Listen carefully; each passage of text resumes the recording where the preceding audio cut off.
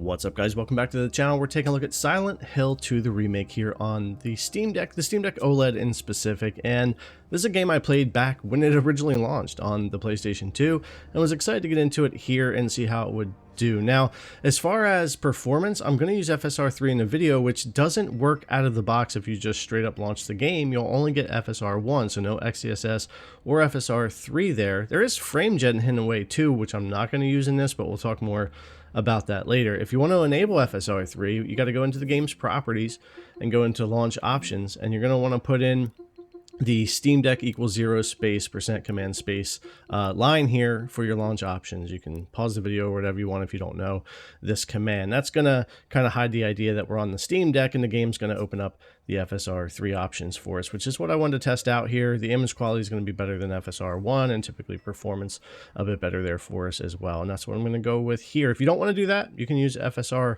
1. You can play with the resolution scaling and all of that for the game as well. So we're going to be full screen, 800p, no HDR, no ray tracing, no frame rate cap right now, although you may want to do a 30 FPS cap in the game yourself.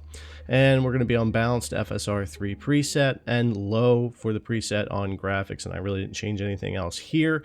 The game is very difficult to run, so I just pretty much left it that way. You could certainly play with that resolution scaling a little bit more, but honestly, you only gain so much out of it, and I don't want to lose all of the image quality considering what we're dealing with here. So here's FSR 3 on balanced with those settings, and if we want to switch over to, say, performance, which is definitely doable here, it doesn't look near as bad as FSR 1 does on performance.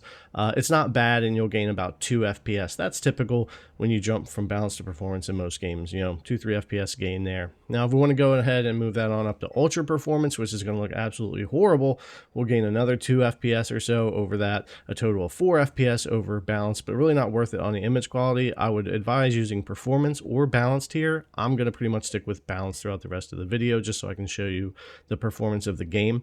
It doesn't run good enough to show a bunch of different settings. It's really not worth going through a lot here. So let's get into how the game's really running here. Now, it's pretty rough in the beginning of the game out in like the forest area when you're headed into Silent Hill, but of course most of the game does take place in Silent Hill, in the buildings and stuff like that. It's about, what, a 10-hour campaign or so, so I wasn't that worried about it.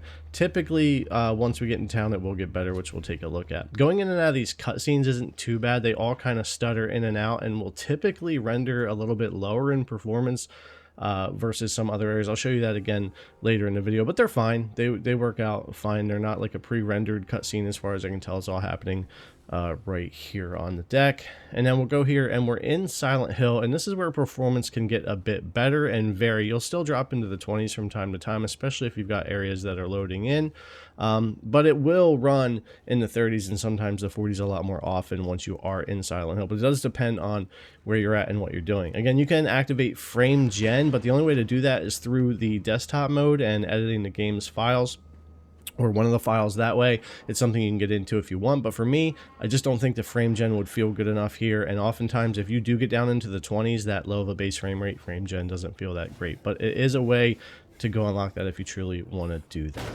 But yeah, performance inside, of course, is going to be even better than when we first get into Silent Hill. It's still going to dip from time to time, but look, you're not outside dealing with the fog and the draw distance and all that, so it's not too bad. Now, these cutscenes are interesting. We can run into 40s in here, but when we drop into the cutscene, it is going to go down into the 20s and bounce around there, which is pretty interesting. And once it's done, though, it will come back up to normal performance. This is like the first encounter you have in the game here as well. So yeah, not too bad as far as performance. I think as far as like what's playable and what isn't playable is going to kind of depend on the person that you are. I noticed those of us that grew up and are older and had Game Boys and Tiger Electronics and Game Gear and all that stuff find a lot of these games more playable than other people on these devices who maybe are younger and want that better performance right there, and and just aren't used to that. So it just kind of depends on who you are as to whether or not you're going to consider this to be like super playable. But I think for the most part, especially with a little bit of tweaking and messing around and maybe some patches and updates, I think it's going to be a pretty playable title here on the Steam Deck, in my opinion. And you can certainly continue to adjust things and maybe go play with frame gen if you want to go do those modifications and look that up as well. And there's going to be some mods too. There's already, you know, the DLSS mod and stuff like that. So there's definitely more to get into. But for the average person that just wants something easy to jump in, enable FSR 3, go for it. I think you'd probably be all right. All right, guys, thanks a lot for coming to check out the video as always. I really appreciate it, and I'll see you in the next one.